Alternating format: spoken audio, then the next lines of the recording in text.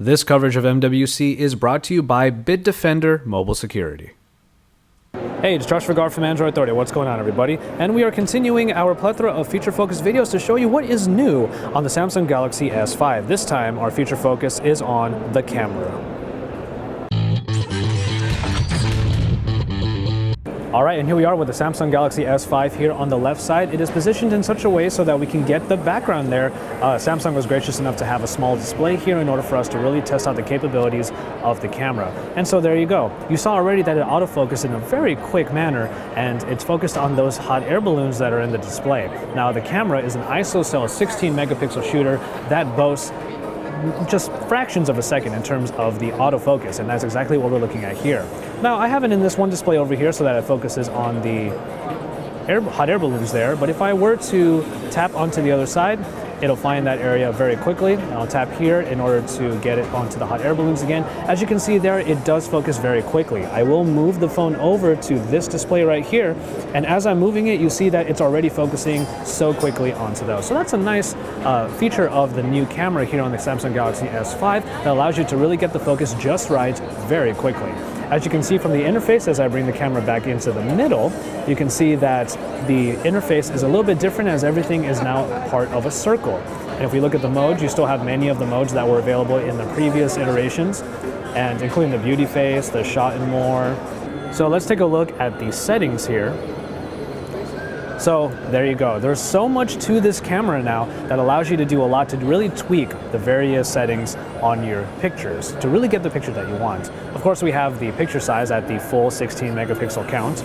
And from there are a bunch of different modes and different tweaks, including stabilization, which actually is not optical, but it does help in terms of getting the right picture for you without your shaky hands. Burst shot, face detection. You also have metering modes that are, these are all settings that you normally see on a full DSLR camera. But the one that I'm going to show you right now is the selective focus. Now, this is the one that you saw in the previous video, and the processing time does take a while after you take the picture when you're using selective focus. And this is where we're going to show it. I'm going to bring it over just a little bit so I can really get just an inner shot right here. All right, so we're going to focus on just one portion right now. We're just going to focus on here. And then I'm going to go ahead and take the picture. You hold the device steady while it's taking the picture, and then it'll process for a while, because essentially what it's doing is it's taking the focus, different shots of the focus in various portions of the depth of field. You have the display in the back and also the display up front, and we're going to see exactly how that turned out. All right, and now here is the shot. And now as you can see with the lower aperture of the camera itself, you'll see that the back has a little bit of blurriness to it. That's the depth of field effect that you get with the full-on camera. However, now that you have a selective focus on, you see how clear this front one is. We're gonna see if we can get the back cleared up as well.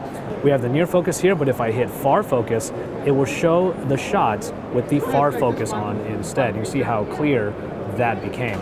And if we wanted to do a pan focus, it would be able to modify the picture in order that everything is in focus. It's just a very, very nice way of just getting a selective focus in your photos, as some people would really love to use that for something like, let's say, Instagram. Here's a near focus, the far focus, and the pan focus. So let's turn off the selective focus. We're back to the full auto. And if I head back to the settings, we will find HDR right here.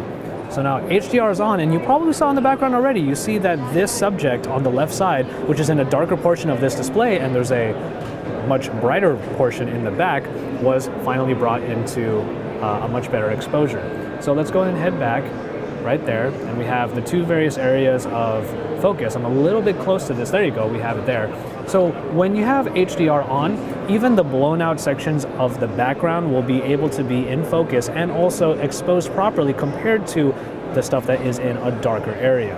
Now what we have here is a subject in the front that originally was very, very darkened out because the metering was focusing on this area here, and now what we have is that difference. Here's the HDR off, in which the blown out areas in the back, if I focus on there, the metering won't be able to get it because it's too blown out, and then our subject in the front is just darkened out.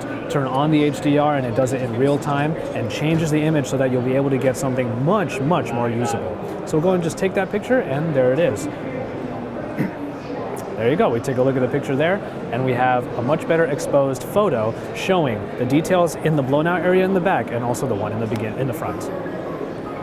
And so there you have it for this feature focus on the Samsung Galaxy S5 camera. We're going to take a bunch of pictures with this unit right here and try to get those pictures out to you on the site, androidauthority.com, of course, and report back with the quality of the pictures. We do expect them to be quite great, as Samsung Galaxy S cameras have been quite good in the past, but now it has the ISOCELL technology at 16 whole megapixels, which is a lot of power for what could be one of the best cameras on a smartphone yet.